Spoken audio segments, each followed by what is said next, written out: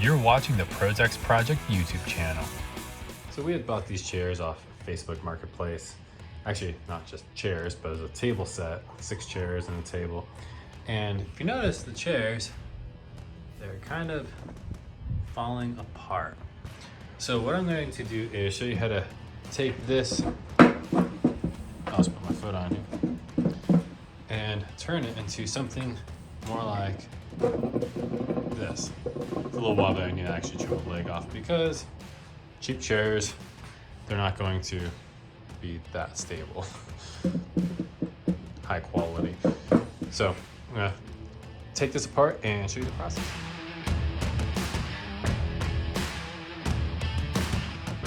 So here's how they had it before. Can't hardly show it. There we go.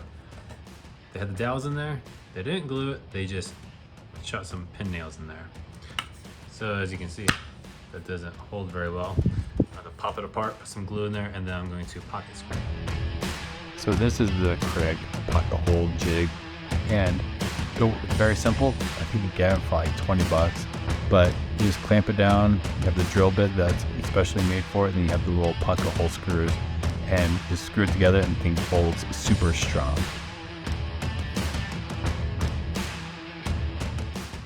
Another thing that happened was, so you see, these had backed out or they weren't fully put in, I don't know. So whenever you tighten the chair down, it would tighten down to the metal insert there, but it wasn't necessarily tight to the wood. So I tightened those in more. That one takes an Allen wrench.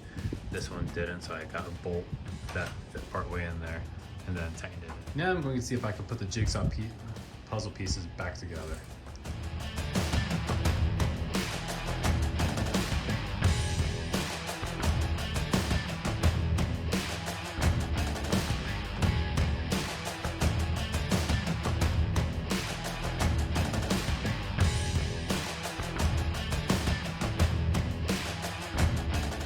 Okay, let's do the test.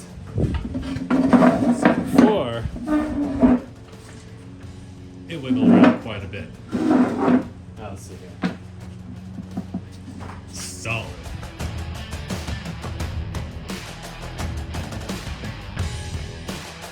So my first order of business is to start disassembling the chairs, and you notice that I'm going through, I don't know if you can really tell, but I'm making sure all the little inserts are screwed in far enough so that way the chair can go back together nice and stable, and drilling all the pocket holes and everything, getting all of that done. All right, so we have all 3 chairs broken down here, and 2 of these chairs had armrests, so they had these big holes drilled in both sides of the chair because it just bolted on very cheap like. So that chair over there and this one right here, I'm going to Bondo these holes, and so that's what I'm going to do right now. I just used some 120 grit to get the wood sanded before I started doing the Bondo. And the Bondo, I just kind of guessed how much I was going to need, roughly a golf ball size amount, maybe a little less, but I just mixed it up, got it somewhat smooth because I knew some of it was going to sink in on one side of the hole because of gravity. So I got it on there, and then as it started to dry, I kind of pushed in any little bulges that were coming through on the other side to try to keep it even, that way it didn't look terrible. And then I just went on to sanding. I forgot to get more sanding discs, so I kind of ran out, as you'll see in here a little bit. Resorted to hand sanding, but I wound up just using 120 grit on everything, and you see how much dust actually came from hand sanding. And I wasn't sanding it that much, but 4 chairs later, there was quite a bit of dust, and I was wearing an N95 just because I don't want breathing all that in, and that mask was pretty brown by the end of it.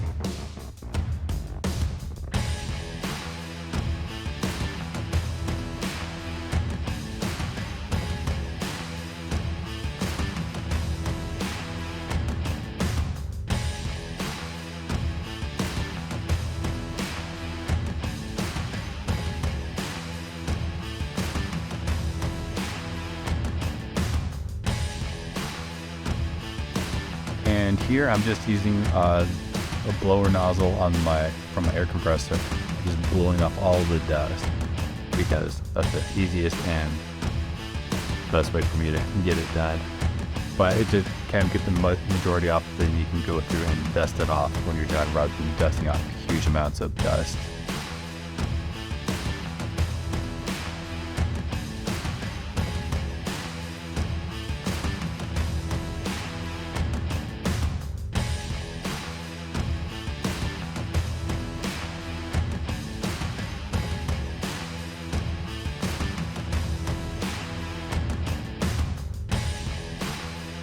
Here my wife is putting on a coat of primer. After it's all sanded, then the primer is going to hold on a whole lot better. So she's getting a nice coat of primer, and I believe I just used Kills, which, yeah, is what we had, so we utilized it.